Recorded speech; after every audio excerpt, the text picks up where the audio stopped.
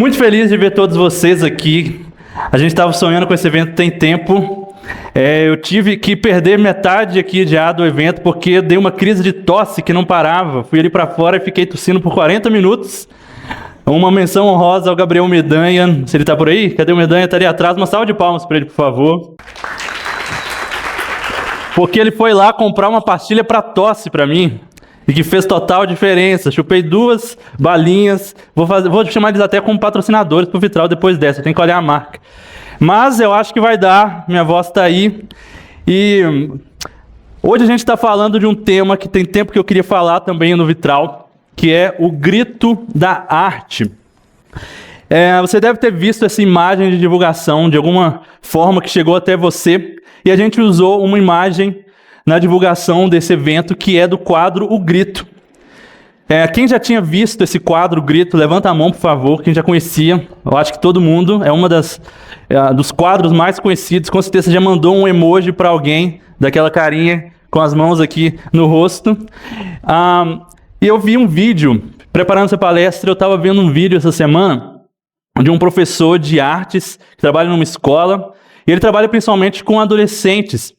E ele disse que ele tem o hábito nas aulas dele, a pegar algumas obras de arte, trazer para os alunos e não falar nada sobre essa obra primeiro, não explicar nada, nenhum contexto histórico, técnicas de pintura, nem nada, só mostra essa obra para os alunos e pergunta para aqueles alunos qual que é a impressão deles, o que eles estão vendo ali, o que eles sentem, o que eles pensam ao ver aquela obra. E aí ele pegou esse quadro, Grito, e mostrou para alguns adolescentes primeiro. Ele dá sempre essa aula para adolescentes que estão ali no final do ensino médio. Ele mostrou esse quadro e O Grito. E as respostas ele diz que são sempre muito parecidas. Os adolescentes sempre falam, isso ali representa uma depressão, uma tristeza, um desespero, uma ansiedade, uma agonia. E ele fala que a maioria desses alunos dele estão mais ou menos nesse sentimento, porque eles estão ali no fim do ensino médio, naquele medo de vestibular, do que eles vão ser na vida, as pressões da família, a pressão interna, e eles, de certa forma, estão projetando aquilo que eles sentem ao ver aquele quadro.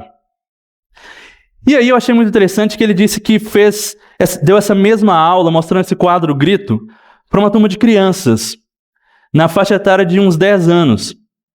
E as reações foram muito diferentes, muito diferentes.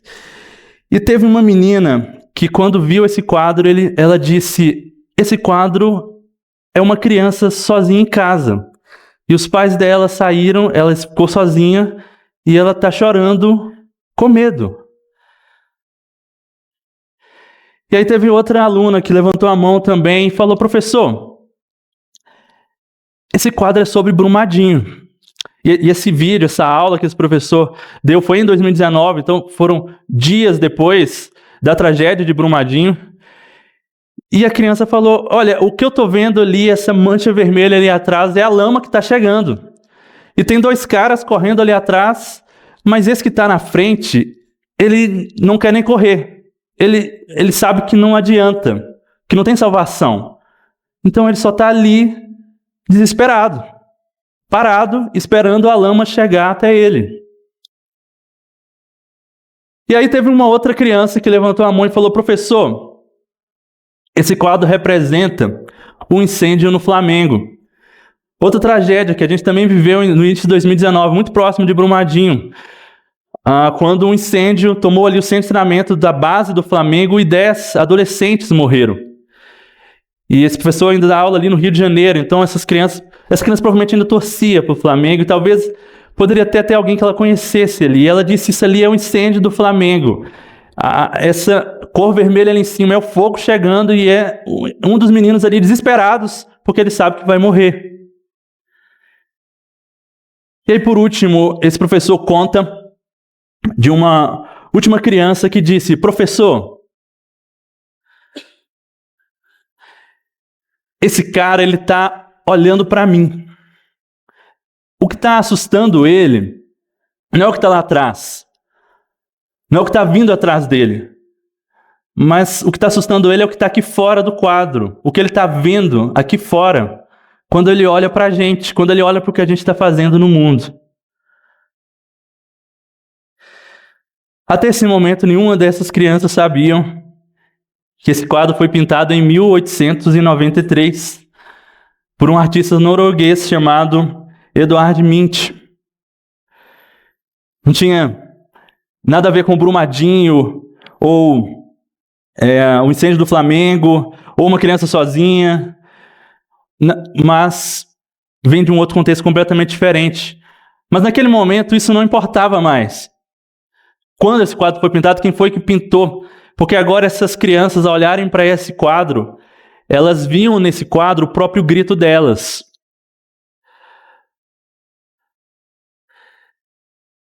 Essa obra foi pintada pelo Munch em pelo menos 5 versões. Ele demorou a chegar na versão que a gente conhece hoje. E existe um registro de um diário dele, em que ele fala do que inspirou ele para escrever, para pintar esse quadro, e ele escreve assim no diário. Uma noite eu estava caminhando por um trajeto, a cidade estava de um lado e o fiord abaixo. O fiord é parecido com o Capitólio, só que com mar. É mais ou menos isso. Mas continuando. E eu me sentia cansado e doente. Parei e olhei para o fiord. O sol estava se pondo e as nuvens ficando vermelhas como sangue. E eu senti um grito passando pela natureza. E pareceu-me ter ouvido um grito. Eu pintei esse quadro, pintei as nuvens como sangue real. A cor gritou. E isso se tornou o grito. E do que a gente sabe da biografia do Munch é que ele era depressivo.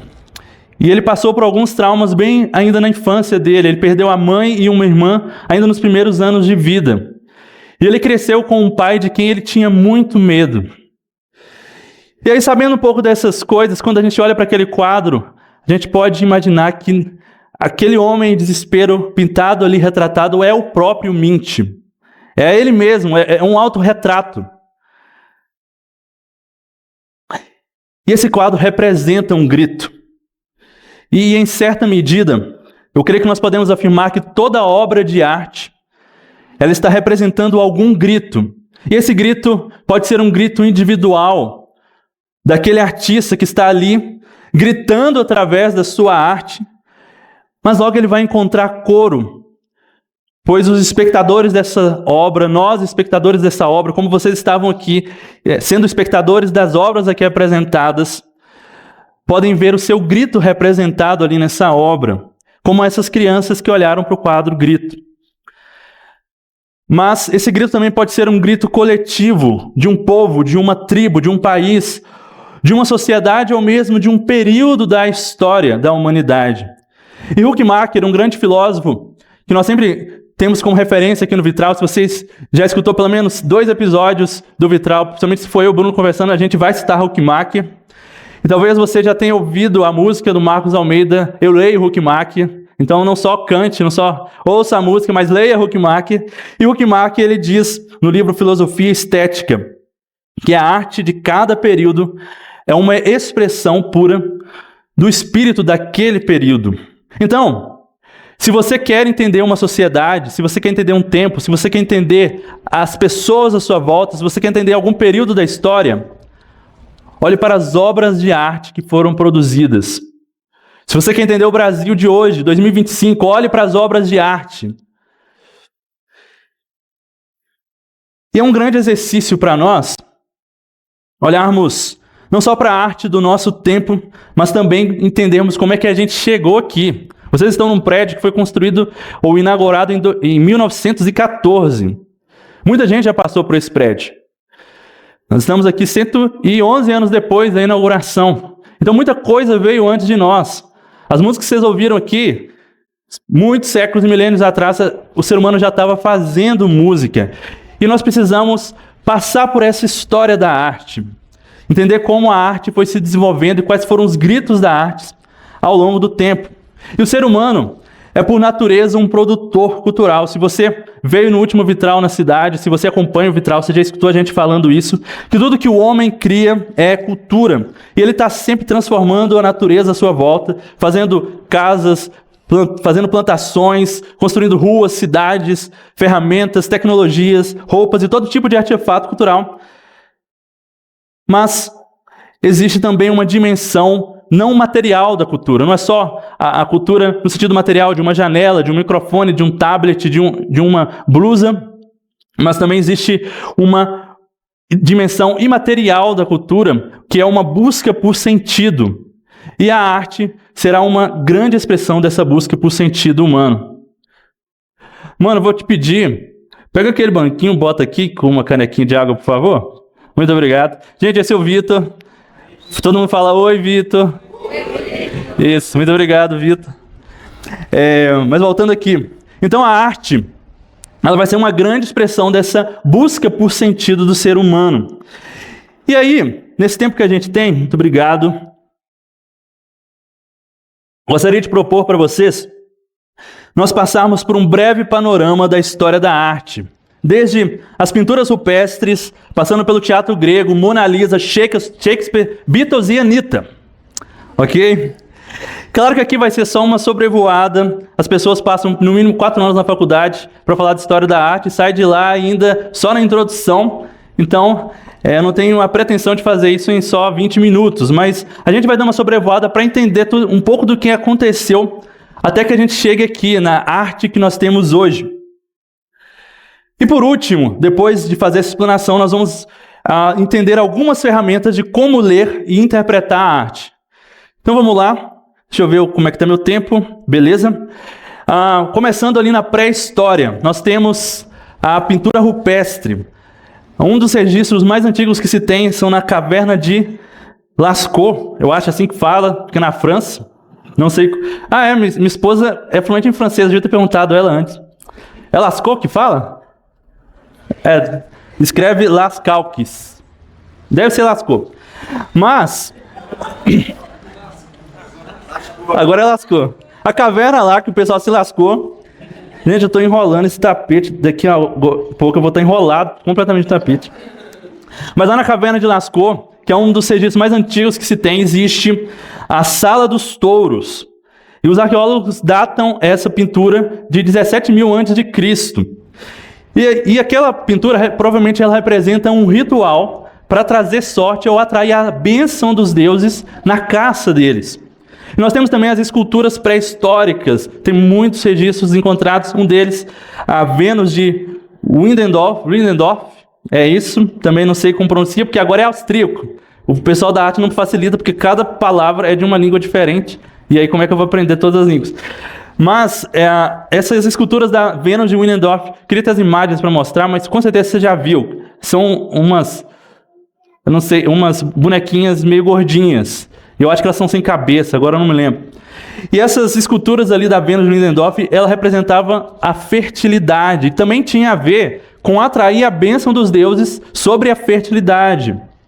E na região da Mesopotâmia, onde hoje fica o Iraque, nós temos um dos primeiros grandes feitos arquitetônicos, que são os zigurates. Os zigurates nada mais era do que como se fosse uma pirâmide, e lá no alto dessa pirâmide existia um santuário. E ao redor desses zigurates a gente tinha escadarias, e a ideia é que o ser humano subisse essas escadarias para se encontrar com os deuses lá em cima. E com certeza você já ouviu falar de pelo menos um zigurate, que é a Torre de Babel, que está registrado no livro de Gênesis na Bíblia. Aquilo era um zigurate. E falando em pirâmides, vamos lá para o Egito. As pirâmides, na verdade, as pirâmides do Egito, o pessoal vai lá visitar, na verdade que lá é um túmulo, gente. Vocês vão visitar um túmulo. Paga caro para ir lá para ver um túmulo dos faraós. E qual que era a expectativa deles com esses túmulos? Lá também no Egito a gente tem o Vale dos Reis, com pinturas sobre a vida eterna dos faraós após sua morte. Existia uma expectativa de que os faraós fossem deuses. Alguns faraós, eles trouxeram para si o título de filho dos deuses. E o que a gente viu até agora nessa arte pré-histórica? Nós vemos que o primeiro grito da humanidade, através da arte, é um anseio pelo eterno. Por uma vida além daqui, um anseio pelo divino. A arte nasce como expressões de culto. Cada povo produz a arte como adoração ali aos seus próprios deuses. E eles também estão tentando responder algumas perguntas nessas artes, como de onde nós viemos. E aí vai ter inúmeras obras de arte que vai retratar a origem do ser humano, de onde que veio o mundo. Nós temos a pergunta de quem nós somos, Qual é o propósito da vida? Para onde vamos depois da morte? Tudo isso o ser humano está ali tentando representar em suas obras. E aí a gente chega na Idade Antiga, marcada pelo nascimento da escrita. Então, o ser humano aprendeu a escrever, mudamos de idade, agora estamos na Idade Antiga. E nós vamos ter um grande desenvolvimento da arte ali no mundo judaico também, que nós temos registrado na Bíblia e em vários outros registros ali do período judaico. Nós temos um desenvolvimento na arquitetura. Além da construção do templo, a arquitetura judaica começa a se desenvolver muito. Por exemplo, a construção do Palácio de Davi e vários outros achados arqueológicos daquele período. Nós temos um grande desenvolvimento nas esculturas, por exemplo, a Arca da Aliança registrada na Bíblia e vários outros elementos utilizados no culto judaico, que é um grande desenvolvimento também da escultura. Podemos falar também, talvez, de uma moda ou de confecção de roupas, para falar das roupas sacerdotais, que tinham inúmeros detalhes ali usados pelos sacerdotes. E o mesmo se dá nos povos vizinhos ao povo de Israel. Cada povo também constrói seu templo, constrói seus objetos de culto, constrói suas roupas sacerdotais. É tudo muito parecido ali ao redor de Israel. Cada um está fazendo mais ou menos as mesmas coisas naquele período. E aí o tempo passa e a gente chega na arte greco-romana. E ali vai ter uma grande evolução da arte, vai ser um grande salto da história da arte, que nós vamos ter inúmeras esculturas, objetos, construções magníficas, muitas delas que estão de pé até hoje, que você pode ir lá visitar. E na Grécia Antiga também vai nascer uma arte que eu gosto bastante, que é o teatro. Os gregos são os pais do teatro. E no início ainda com muitas raízes religiosas, porque os teatros são apresentados nas festas dionisíacas, as festas ao deus Dionísio. E ali, um dos primeiros teatros, ou se não me engano, o primeiro mesmo, construído no mundo é o Teatro de Dionísio, que foi construído no século 6 a.C. E também está de pé, dá para ir lá visitar. E nesse período vão surgir os primeiros grandes dramaturgos da história. Alguns deles, Sófocles, Eurípides, Esquiló. E eles fazem alguns espetáculos com corais, com figurinos muito trabalhados, tem dança. À medida que vão se passando os séculos, vai tendo mais diálogos sendo construídos. Gente, isso aqui era a Broadway da época. E ali a gente vê uma explosão do mundo da arte que atrai gente do mundo inteiro para ir lá assistir o grande teatro grego. Então chegamos à Idade Média, que é marcada pela queda do Império Romano. E antes um pouco, a gente tem a arte bizantina, que bem no início ali da Idade Média, mas antes um pouco, quando o imperador Constantino legaliza o cristianismo, ele transfere a sede do Império de Roma para Bizâncio, muda o nome dessa cidade para Constantinopla, por causa do nome dele, Constantino, onde hoje fica a cidade de Istambul, na Turquia. E a arte bizantina vai ser marcada por inúmeros mosaicos. E mosaico tem muito a ver com o vitral. Eu gosto muito de mosaico também, que vão ser grandes representações do cristianismo. E ali começa a surgir a primeira arte dita cristã. Já existiam algumas pequenas manifestações, mas aqui ela ganha um impulso absurdo, porque começam as construções das primeiras grandes catedrais. E a gente tem a primeira grande catedral do mundo, que é a Basílica de São João de Latrão, que fica em Roma, construída no ano de 324. E está lá de pé até hoje, gente. Dá para ir lá visitar. Se você jogar na internet aí, Basílica de São João de Latrão, essa construção ainda está lá e foi a primeira grande catedral. E ela, no interior, tem muitos mosaicos representando várias cenas do cristianismo e que era uma grande marca da arte bizantina. E aí o tempo passa e a gente chega na arte medieval. E os artistas, nesse período, estão praticamente todos a serviço da igreja. Se você fosse um artista no período medieval e quisesse trabalho, era só na igreja que você ia conseguir. Não existia trabalho para o artista fora. Claro que tinha os artesãos fazendo, colher, fazendo panela, mas os grandes artistas, o grande trabalho artístico de qualquer que seja a arte estava sempre a serviço da igreja romana. E aí, dentro desse contexto da igreja romana, a gente vai ter a primeira grande revolução da música, com o canto gregoriano. Fundado pelo Papa Gregório I, ele funda uma escola de música. Já existia em períodos de outros papas anteriores a ele, mas aqui ele cria uma revolução de ter uma escola de música para o canto litúrgico. E algumas coisas que a gente tem até hoje nascem nesse período, dentro da música, como, por exemplo, a divisão de vozes, a polifonia, As notas musicais vão surgir também a partir daí, de dó, ré, mi, fá, sol, lá, si. Tudo isso num contexto da arte a serviço da igreja, e a igreja era a principal financiadora da arte por toda a Idade Média. Enquanto isso, gente, não pense que era só o que estava acontecendo na Europa.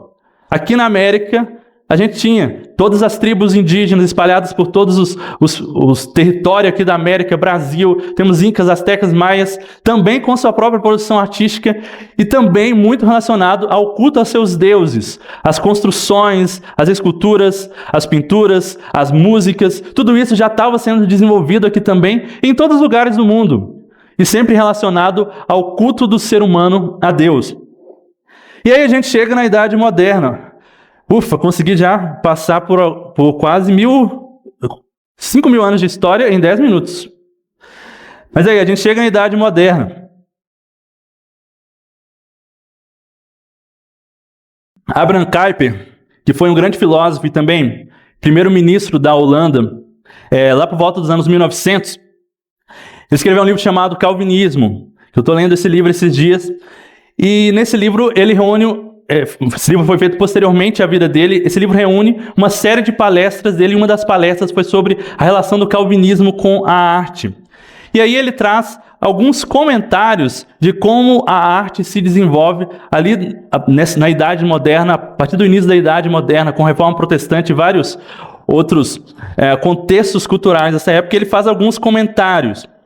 Em um desses comentários ele vai dizer que ali no início da Idade Moderna existem 4 grandes movimentos iniciados, e esses movimentos são muito diferentes uns dos outros, mas um influencia o outro.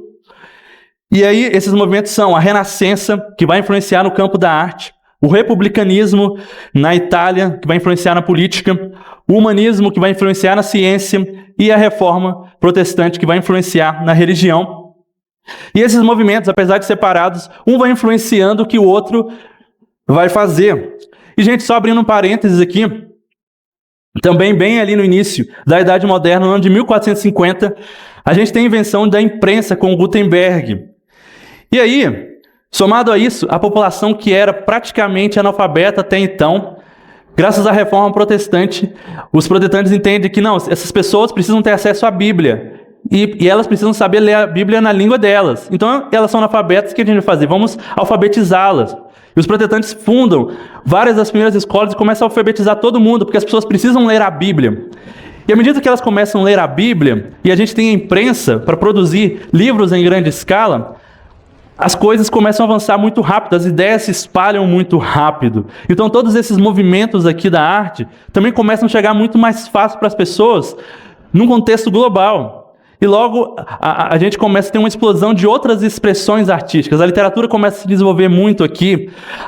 Existem cartazes sendo feitos. Enfim, todas as artes começam a ganhar com esse desenvolvimento também a partir da imprensa de Gutenberg em 1450. E aí, na Idade Moderna, a primeira grande manifestação artística, o primeiro grande movimento é o Renascimento.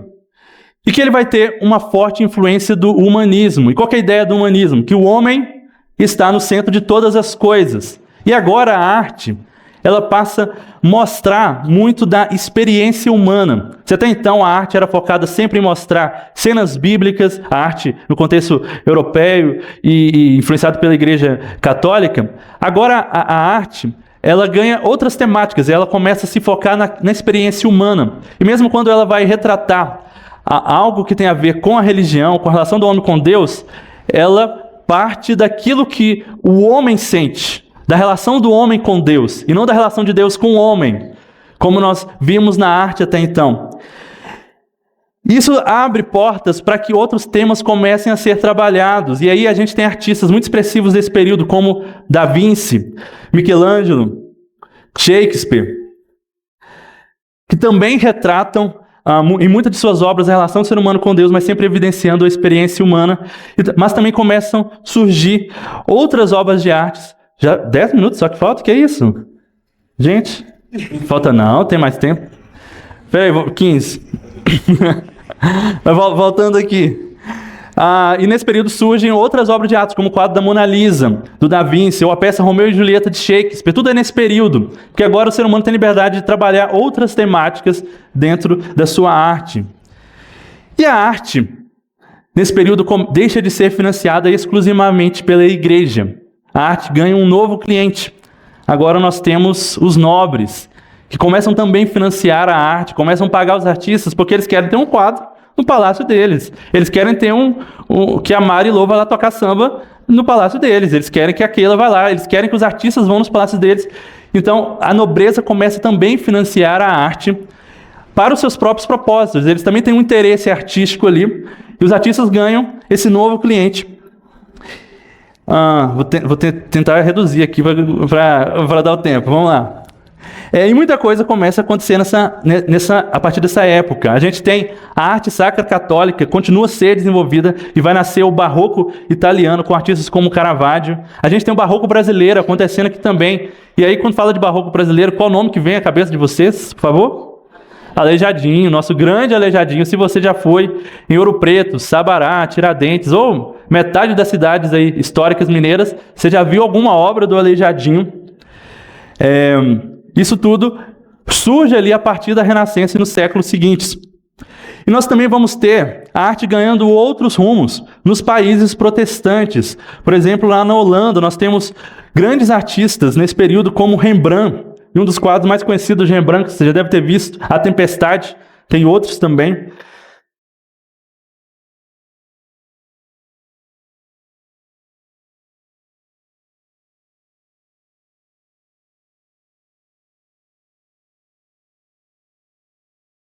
Nós temos também outro artista muito influente nesse período na arte protestante na Holanda, que é o Johannes Vermeer. Eu acho que é isso. Eu ensaiei em casa esses nomes, mas depois não lembro mais nada. Enfim, a Júlia está tentando ensinar inglês tem 3 anos, assim.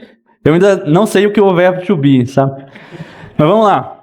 E aí, comentando sobre esse período de desenvolvimento artístico, na Holanda, ali naquele contexto protestante, o Kuyper, novamente, que eu já citei aqui do livro Calvinismo, ele vai comentar esse desenvolvimento das artes, e ele afirma que, por muitos séculos, a arte esteve sob a tutela da igreja. Ele usa esse termo, eu achei bem forte até. E ele diz que a reforma protestante, sobretudo o calvinismo, é uma grande influência para a desvinculação da arte com a religião. E olha só o que ele escreve. A religião e a arte, cada uma tem a sua própria esfera de vida. Estas, a princípio, dificilmente podem ser distinguíveis uma da outra e, portanto, estão intimamente entrelaçadas. Porém, com o desenvolvimento mais rico entre essas duas esferas, ou o desenvolvimento mais rico destas duas esferas, elas necessariamente se separam. Tendo chegado ao seu desenvolvimento superior, tanto a religião quanto a arte exigem uma existência independente. E os dois troncos, que a princípio estavam entrelaçados e pareciam pertencer à mesma planta, agora parecem nascer de uma raiz própria. E o Kuyper argumenta que o calvinismo também vai libertar a religião da arte. Não é só a arte que foi liberta da religião, mas a religião também foi liberta da arte. Porque, na visão do Kuyper, a religião por muitos séculos esteve submetida à arte, de modo que nós não tínhamos como prestar um culto sem o elemento artístico. Nós dependíamos de uma pintura que representasse uma cena bíblica. Nós dependíamos de uma música bem desenvolvida, como se tudo isso fossem elementos que fossem atrair a presença de Deus. E por isso que a gente vai ter, nos muitos contextos protestantes, ficando cada vez mais limpos. São paredes brancas, um carinha com microfone e uma Bíblia, naquele contexto nem microfone, e era o suficiente para um culto acontecer. E o calvinismo ali, na visão do Kuyper, é uma grande influência para isso. Mas o Kuyper aqui não está dizendo que a arte não tem nada a ver com Deus, ou não tem nada a ver com a cosmovisão cristã. Pois ele defende que a arte de um artista está intrinsecamente ligada à forma como ele vê o mundo, qual é a sua cosmovisão. E aí eu vou ler aqui uma citação que talvez ela já tome todo o tempo que eu tenho, mas eu acho uma citação importante do Kuyper, que ele diz assim: se vocês consideram o mundo como a realização do bem absoluto, então não há nada superior, e a arte não pode ter outra vocação senão copiar a natureza. Ou se você, como um panteísta, ensina o mundo segue da perfeição para a imperfeição, Desculpe, o mundo segue da imperfeição para a perfeição por um processo lento, então a arte vai se tornar uma profecia de uma fase adicional que ainda está por vir. Porém, se vocês confessam que o mundo outrora foi belo, mas que pela maldição tornou-se desfeito e por uma catástrofe final deve passar para seu pleno estado de glória, superando até mesmo a beleza do paraíso, então a arte tem a tarefa mística de lembrar-nos em suas produções da beleza que foi perdida e de antecipar seu perfeito brilho vindouro. E este último caso mencionado é a confissão calvinista.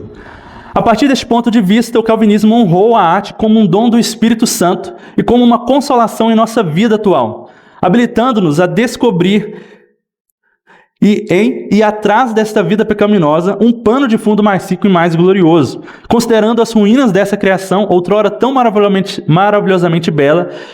Para o calvinista, a arte chama a atenção tanto para as linhas do plano original ainda visíveis da criação de Deus, ou o que é ainda melhor, para a esplêndida restauração para a qual o supremo artista e construtor mestre um dia renovará e até mesmo intensificará a beleza de sua criação original. Ou seja, o que o Kuyper está falando aqui?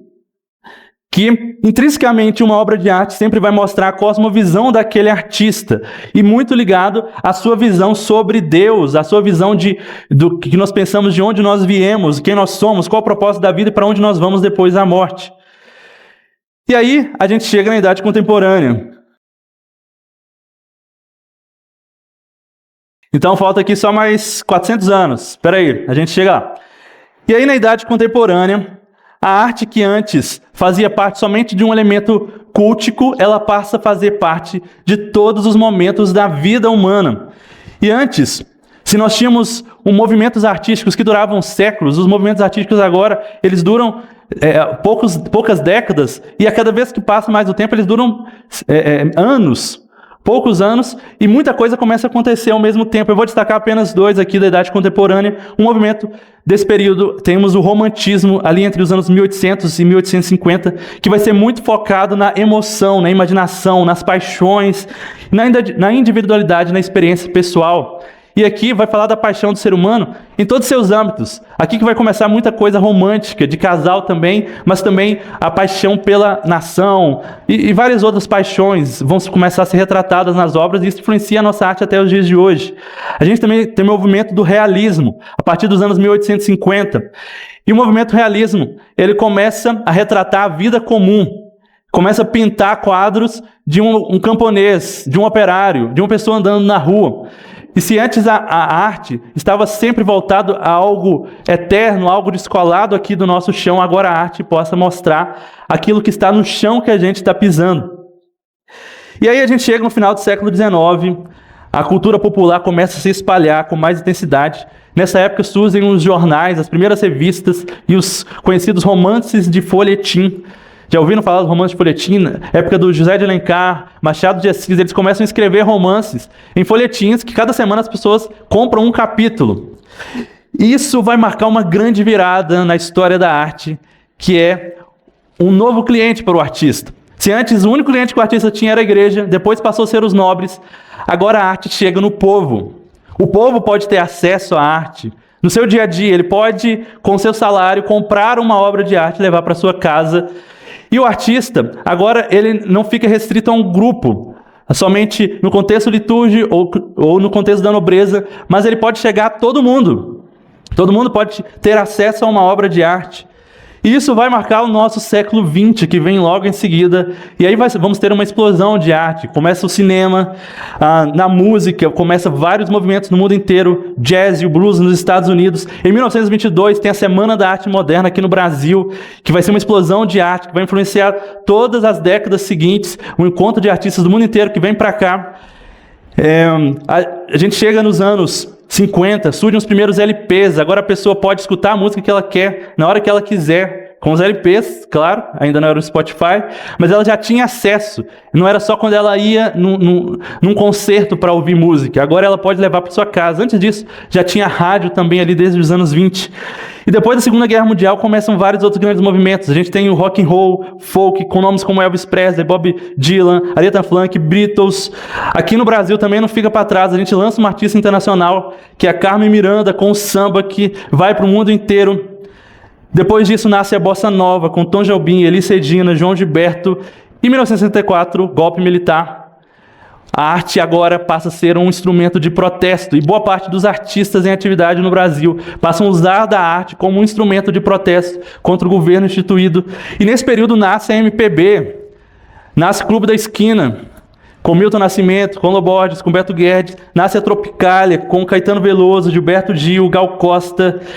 Mais pra frente vai começar o rock nacional, com Raul Seixas, Legião Urbana, Cazuza. Começa também a música gospel no Brasil. Se antes era só traduções, agora a gente tem Ademar de Campos, Grupo Elo, Rebanhão, Vencedores por Cristo. Tudo isso ainda num contexto de ditadura militar. Enquanto isso, o cinema está ali se desenvolvendo no mundo inteiro. A cada arte, nas suas expressões, está se desenvolvendo de alguma forma. Chega nos anos 80 para o início dos anos 90, a gente tem um movimento hip-hop nos Estados Unidos e logo chega no Brasil também, liderado pelo grupo Racionais. Nós também temos a explosão da música pop, que vai se espalhar para o mundo todo, Michael Jackson, Madonna, depois dos anos 2000, Lady Gaga, Katy Perry. Aí aqui no Brasil a gente começa a desenvolver muitos outros gêneros, música gospel, sertanejo, funk. Enquanto isso temos a internet, nasce o YouTube, o Instagram, o TikTok, Spotify, Netflix. E agora você pode acessar a arte no seu celular, onde você estiver. E no ano de 2017 temos um grande hit da nossa querida Jojo Todinho, com Que Tiro Foi Esse?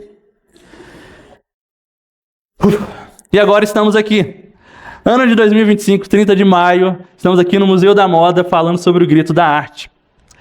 Depois de tudo isso, como é que a gente se relaciona com toda essa arte que aconteceu até agora, com a arte que está acontecendo? Eu quero destacar alguns pontos inspirados nesse livro de um amigo nosso, Bruno Marrone. Não é Bruno e Marrone, é só Bruno Marrone. E esse livro chama Pós-Créditos. Em breve deve sair um episódio do Vitral com ele também. E ele propõe nesse livro que nós podemos ler a arte como um mundo-texto, como se tudo que está sendo feito, acontecendo ao nosso redor, fosse um grande texto que nós podemos ler. E aí ele vai basear isso num filósofo americano chamado Kevin Van Hoff. E o Kevin Van Hoff afirma que quando nós vamos interpretar a cultura, nós devemos descrever o que está acontecendo em um texto cultural em vários níveis. E aí ele propõe algumas perguntas para nós fazermos para esse texto cultural, para esse mundo texto, para essa obra de arte. E aí ele diz para nós perguntarmos quem fez esse texto cultural e por quê? O que significa e como funciona? Que efeito tem sobre aqueles que o recebem, usam ou consomem? E principalmente, qual é a proposta sobre quem é o ser humano desse artefato artístico, desse livro-texto, desse mundo-texto, dessa obra de arte que está chegando a você? Qual é essa visão? Qual a visão que essa obra de arte tem sobre quem é o ser humano? E o Bruno Marrone, ainda no livro Pós-Créditos, ele vai dizer que agora tem muitas coisas misturadas na obra de arte, porque nós temos o sonho sincero de um artista querendo expor sua arte para o mundo, mas mesclados com as demandas do mercado, e também ele está ali num ímpeto de mostrar alguma ideologia, alguma ideia para as pessoas, e ao mesmo tempo ele quer lucrar ao máximo. E não só num sentido egoísta, de eu quero só ganhar dinheiro com a minha arte, mas o artista agora ele também quer pagar as contas com a arte. Inclusive, eu tenho uns livros ali, quem quiser no final, vai ajudar com o aluguel, por favor, estou falando sério, gente. Mas nós temos todas essas demandas acontecendo ao mesmo tempo, quando a gente olha para uma arte. Existe essa vida pessoal do artista também ali em jogo. Existe uma dinâmica do mercado que está em volta, mas isso não diminui a importância da arte em si, a mensagem a expressão da arte em si que nós podemos ver. E essa arte vai sempre expressar alguma cosmovisão. E o que é cosmovisão? É basicamente a nossa orientação fundamental do nosso coração. É um conjunto de pressuposições. É a Desculpa. É a nossa constituição básica da realidade. A nossa cosmovisão é como você olha para o mundo e como você toma suas decisões. Ela pode ser até imperceptível. Você tem uma cosmovisão e a partir dela é que você vai decidir se você vai para o trabalho hoje ou se você vai ir ver o nascimento do seu sobrinho. E tem algumas coisas que você nem pensa para decidir, ela simplesmente já está entranhada ali na sua cosmovisão, e isso vai influenciar a nossa produção artística. E toda obra de arte, ela está ali contando uma história a partir dessa cosmovisão, pois o nosso coração ele precisa de histórias. E as obras de arte, elas vão ali capturar a nossa imaginação, elas vão começar a mexer com nossas emoções e com os nossos desejos. E aí fica uma pergunta, será que são as cosmovisões que estão influenciando a arte ou a arte que está influenciando a cosmovisão? E nós vamos ter as duas coisas acontecendo ao mesmo tempo. Você escolhe a arte que você consome a partir da cosmovisão que você tem, mas também aquilo que você está consumindo, o entretenimento que você consome, a música que você ouve, o filme que você vê, os lugares que você frequenta também estão moldando a sua visão de mundo. Depois de tudo isso, um convite que eu quero fazer com vocês é olharmos para a arte com 3 visões. Primeiro, olharmos para a arte como uma dádiva. Apreciarmos a arte. A gente parar aqui e olhar para esses vitrais, olhar para esse candelabro.